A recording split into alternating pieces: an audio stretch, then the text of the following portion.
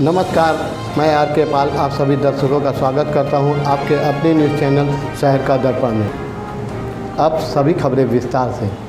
लखनऊ में अपनी एक सूत्री मांग को लेकर यूपी माध्यमिक शिक्षा निदेशालय के बाहर बैठे धरने पर शिक्षकों ने आज दूसरे दिन सुंदर पाटकर प्रदेश के मुख्यमंत्री योगी आदित्यनाथ से अपनी सैलरी दिलाने की मांग की। साथ ही धरने पर बैठे शिक्षकों ने यह भी कहा कि वह प्रदेश के मुखिया से निवेदन करते हैं कि यदि उनसे कोई गलती हो गई हो या कोई भूल हो गई हो तो उसे क्षमा कर दें और उन्हें जो भी औपचारिकता हो उसके तहत उनकी सैलरी दिलाकर उन्हें भुखमरी से मरने पर रोक सकते हैं। उन्होंने पूर्ण विश्वास जताया कि प्रदेश के मुखिया उनके साथ जरूर न्याय करेंगे। आइए देखते हैं हमारे संवाददाता की एक रिपोर्ट। हम तत्व शिक्षक हैं, जैसा आप देख रहे हैं यहाँ पे जो है 12 माह से वेतन लोगों का रुका हुआ है और उसी वेतन अवरुद्ध जो है रुका हुआ उसी को निर्गत कराने के लिए हम लोग यहाँ पे याचना कार्यक्रम रखे हैं अपनी सरकार। यहाँ मैक्सिमम जितने आप देख रहे हैं ये सब मैक्सिमम भारतीय जनता पार्टी के बाप दादा से लेकर के आज तक जो पुश्तैनी लोग यहाँ पे उनके कार्यकर्ता हैं। तो हम लोग विरोध नहीं याचना कार्यक्रम के द्वारा तब तक ये मांग रखेंगे जब तक वेतन निर्गत नहीं हो जाता है। ऐसा क्या कारण है जो वेतन रुका हुआ आप लोग? चलिए, एक सुप्रीम कोर्ट का आदेश हुआ था 26 अगस्त 2020 को और उसी का व्याख्या हुई। उसके बाद चीज़ें चली और हाई कोर्ट ने भी वेतन का आदेश दिया सुप्रीम कोर्ट को कि आदेश को कोट करते हुए दिया है। अधिकारी उसको हम समझते हैं कि सरकार में माननीय मुख्यमंत्री जी के पास गुमराह करने का कार्य करते हैं, सही से नहीं हो पा रहा है निर्णय और उसी का हवाला दे करके वेतन हम लोग का रोके हैं। सबसे बड़ी बात यह है कि अधिकारी ये कहते हैं कि 2000 के पहले कुछ जिस प्रारूप में हम लोगों की नियुक्ति है उसी प्रारूप में नियुक्ति उनकी भी है, उनका भी वेतन अवरुद्ध था।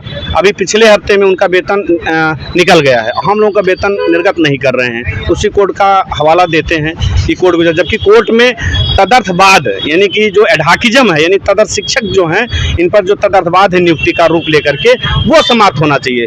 लेकिन वेतन न पा करके हम लोग भूखों मरते हुए लग रहा है कि तदर्थ शिक्षकों की ज़िंदगी ही समाप्त हो जाएगी।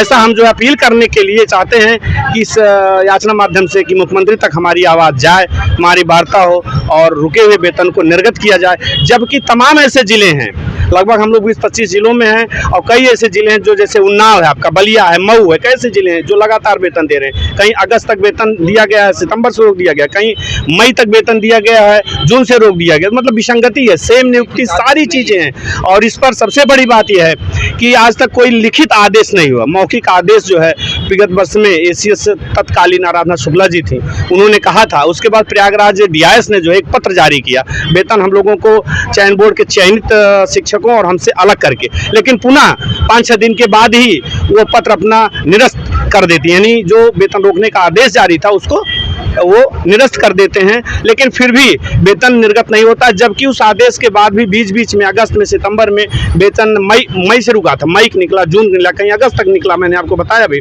दिसंबर तक निकला। विगत दिसंबर मतलब 2022 की बात हो रही है, 22 से 23 की, यानी जून 2022 से लेके आज तक की बात हो रही है महीने की।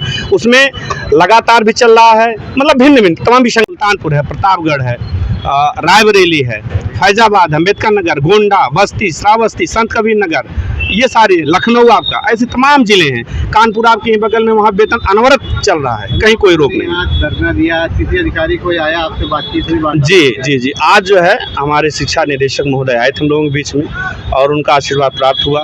तो कह भी रहे हैं कि शासन में हम जा रहे हैं और शासन में आपकी बात रखेंगे। मंथन चिंतन चल रहा है, निर्गत वेतन मतलब शीघ्र करने की बात हम वहाँ करते हैं। सदन में भी मुख्यमंत्री जी ने कहा, हम लोगों की असली पीड़ा यह है कि वेतन अवरुद्ध है। 12 महीने से हम लोगों के लिए लोन की किस्तें हैं, बच्चों की पढ़ाई है, बूढ़े माँ बाप की दवाइयाँ हैं। हम लोग भी 45 साल 50 साल, सबसे बड़ी बात है 20 साल 25 साल तक हम लोग सेवा दे रहे हैं। अचानक वेतन रुक जाना 12 में, सोचिए क्या दशा। तो वेतन निर्गत हो, जो शासन का अंतिम निर्णय होगा वो हम लोगों को फिर मान्य होगा।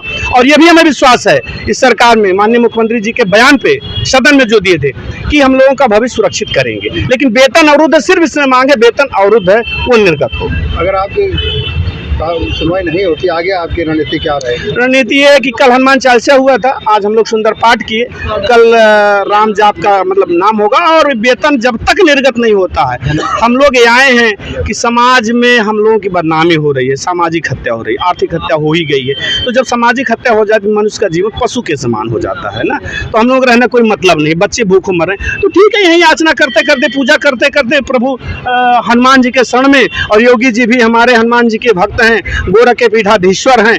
ऐसा होने नहीं देंगे, विश्वास है कि वो दिन आए हमारी सांसें चली जाएं, ऐसा होगा नहीं। हमें आज डायरेक्टर साहब की बात से भी ऐसा लगा। मीडिया के माध्यम से शासन प्रशासन से क्या कहना चाहिए? सिर्फ यही कहना चाहते हैं कि हमारी बात माननीय मुख्यमंत्री तक पहुंचाएं, तदर्थ बात खत्म करें। वेलफेयर स्टेट की बात है, वेतन देना, किसी को जीवन देना। बताइए कहीं कुछ कानूनी दिक्कत हो सकती है? मर्यादा पुरुषोत्तम भगवान श्री राम, हम एक बात आपको बता दें इसके माध्यम से, क्या है कि सबरी को जाकर के तारे थे, रावण का अगर अंत किए थे तो सबरी को भी तारे थे। क्या हमको वेतन दे देंगे? कोई अगर हमसे गलती भी हो गई है, कहीं चूक हुई है, तो ये तो वेलफेयर स्टेट का मुख्यमंत्री का वो है, मंत्रिमंडल के द्वारा कानून ला करके केंद्र तक बना करके हमको समायोजित करें, समाहित करें, हमारा भविष्य सुरक्षित करें। इतनी ही आपके माध्यम मांग है। हमारी आवाज़ मुख्यमंत्री तक अवश्य पहुँचाएं। एक प्रतिनिधिमंडल भी मिलने के लिए वो हमसे चाहते हैं, हम लोग कि वो मुख्यमंत्री से मुलाकात हो। मत होइए कंफ्यूज, देखते रहिए शहर का दर्पण न्यूज़, क्योंकि खबरों की नब्ज पहचानते हैं हम। फिर अगले बुलेटिन में मुलाकात होगी, तब तक के लिए नमस्कार।